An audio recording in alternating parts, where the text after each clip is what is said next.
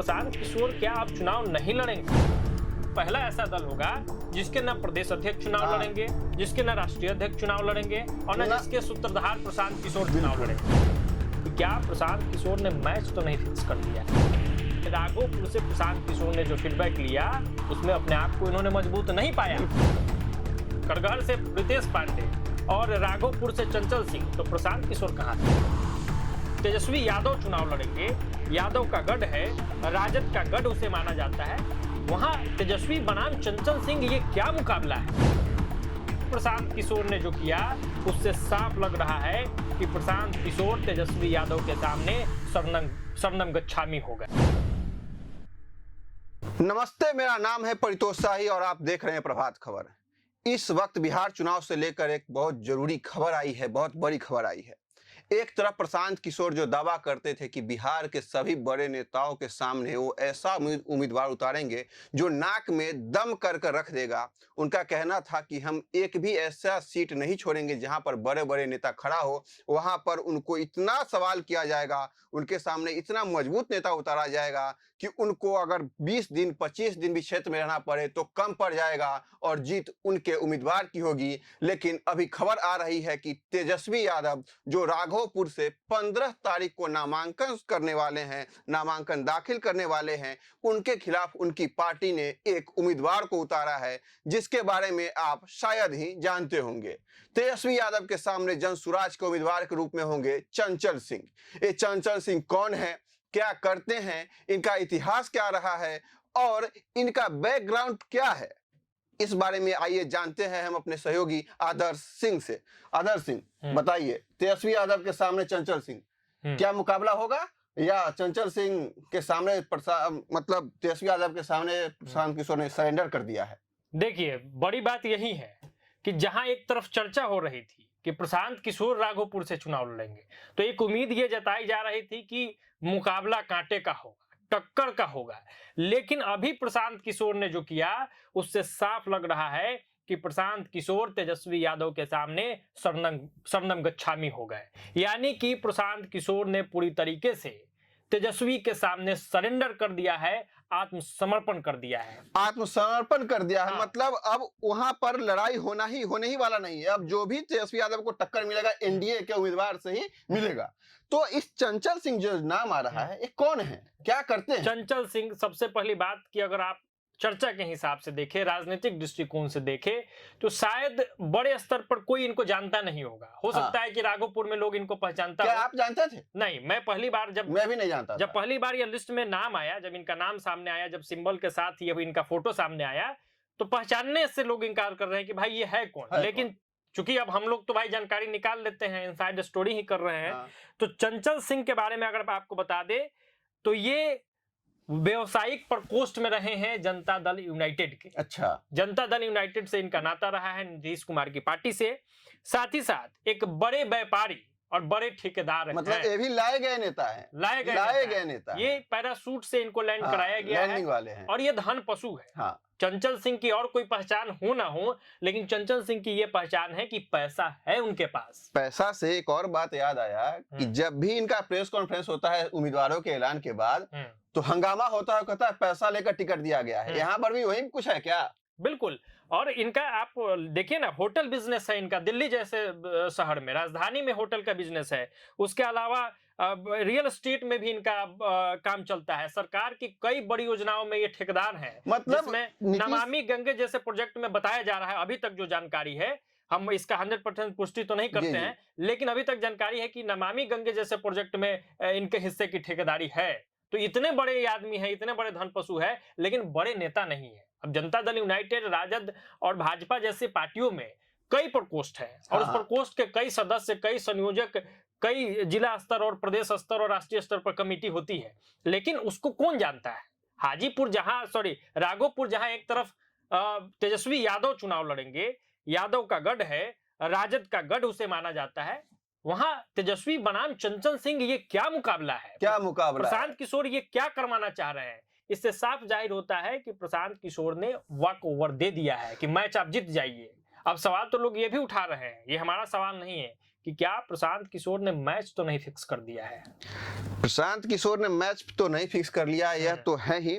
और इनके जो लिस्ट जारी इन्होंने किया है उसमें भी सब नाम ऐसे ही है जो कोई चर्चा में नहीं है। एक दो छोड़ दिया जाए उसको आप exception can't be the rule समझ सकते हैं। बिल्कुल। तो यहाँ पर भी वॉक ओवर की स्थिति दिख रही है। अब इस विधानसभा के जातीय समीकरण के बारे में आपको बताया तो यहाँ पर 1,30,000 एकड़ ज्यादा वोटर है, यादव का गढ़ है इसका मतलब। और चंचल सिंह राजपूत समाज से आते हैं, जिसकी इस समाज की आबादी यहाँ पर लगभग 40,000 के करीब है। यहाँ पर मुसलमान 22,000 है, मतलब एमवाई समीकरण ही 1.5 लाख से ज्यादा है। समझ रहे हैं? बिल्कुल। और उसके बाद पासवान वोटर यहाँ पर है, तो 18,000 यहाँ पर पासवान वोटर। जी जी। तो इस जातीय समीकरण से ये साफ जाहिर होता है कि ऐसे भी गेंद जो है वो तेजस्वी के पाले में है। बिल्कुल, तेजस्वी ही मैच जीतेंगे ऐसा अनुमान है, क्योंकि भाजपा की तरफ से वैसा कुछ अभी बात आया नहीं है। और पिछले बार भी एनडीए के कैंडिडेट तेजस्वी के सामने कुछ खास नहीं टिक पाए थे। लेकिन और दूसरी जो चर्चा है कि प्रशांत किशोर क्या अब चुनाव नहीं लड़ेंगे। हाँ, बड़ी बात तो ये है। बिल्कुल। करगहर से रितेश पांडे और राघोपुर से चंचल सिंह, तो प्रशांत किशोर कहां से? इसका हिंट वो कई बार दे चुके हैं कि मैं चुनाव लड़ूंगा नहीं लड़वाऊंगा। और उनसे जब पूछा जाता था क्या आप सीएम बनेंगे जब आपकी मतलब आपको मेजोरिटी मिलेगा, तो वो भी उस समय कहते थे मैं सीएम बनना नहीं बनाना जानता हूं। तो इस तरह से आप देख सकते हैं कि वो चुनाव लड़ने के मोड़े पहले ही नहीं थे।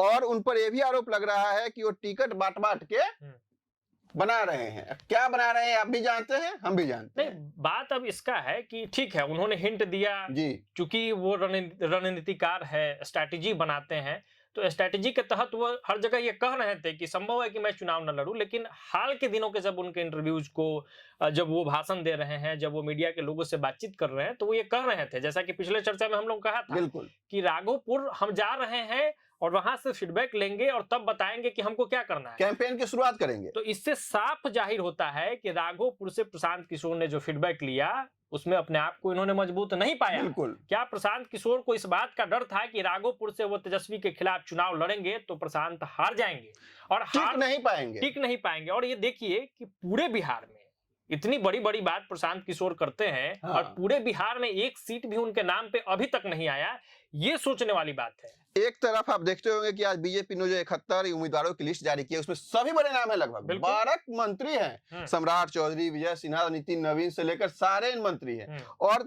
इस पार्टी के एक ही तो फेस है, अभी दूसरा फेस आपको नजर आता है कोई? और जनसुराज एक मुझे लगता है कि पहला ऐसा दल होगा जिसके न प्रदेश अध्यक्ष चुनाव लड़ेंगे, जिसके न राष्ट्रीय अध्यक्ष चुनाव लड़ेंगे और न जिसके सूत्रधार प्रशांत किशोर चुनाव लड़ेंगे। बाकी पार्टियों में देखिए, यहाँ तक कि हिंदुस्तानी आवाम मोर्चा ने जो लिस्ट जारी किया उसके प्रदेश अध्यक्ष चुनाव लड़ रहे हैं। उनके जो प्रमुख नेता है संतोष कुमार सुमन, उनकी पत्नी चुनाव लड़ रही है। उसी तरीके से भाजपा के लिस्ट को देखा जाए तो प्रदेश अध्यक्ष चुनाव लड़ रहे हैं और भाजपा के जो बड़े बड़े नेता है चुनाव लड़ रहे हैं। जनसुराज के बड़े नेताओं का क्या?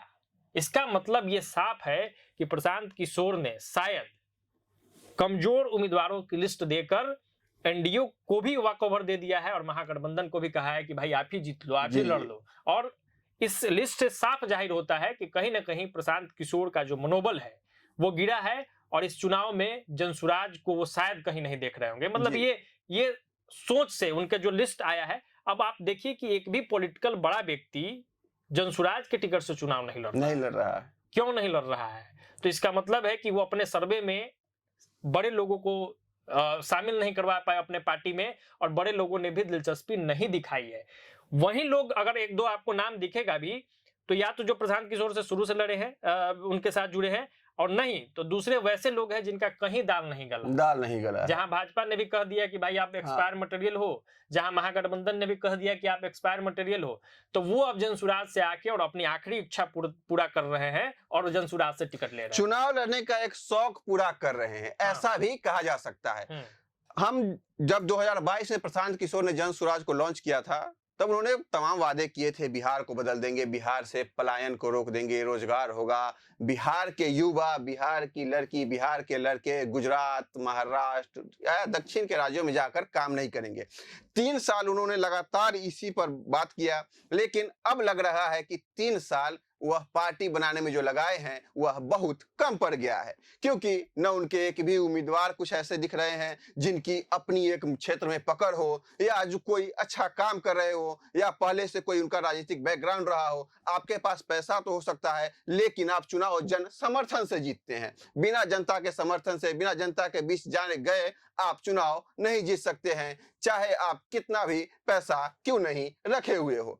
तो चंचल सिंह के बारे में आपको हमारे साथी आदर्श सिंह ने बताया कि ये बहुत बड़े धन पशु हैं, इनके पास अथाह संपत्ति हो सकता है, ऐसा मतलब कहा जा रहा है, लेकिन जनता के बीच इनको जानने वाला बहुत कम है, जनता इनको नहीं जानती है। ऐसे में तेजस्वी यादव को अब टक्कर देने के लिए एनडीए की तरफ से कौन से उम्मीदवार खड़े होते हैं, इस पर हम सबकी नजर रहेगी, क्योंकि अब मामला 1 to 1 होगा, त्रिकोणीय फाइट नहीं होने वाला है। आगे इस खबर पे जो भी अपडेट होगा हम आपको बताएंगे। मेरा नाम है परितोष शाही, हमारे साथी है आदर्श, कैमरे के पीछे मेरे सहयोगी है गौरव। देखते रहिए प्रभात खबर। धन्यवाद।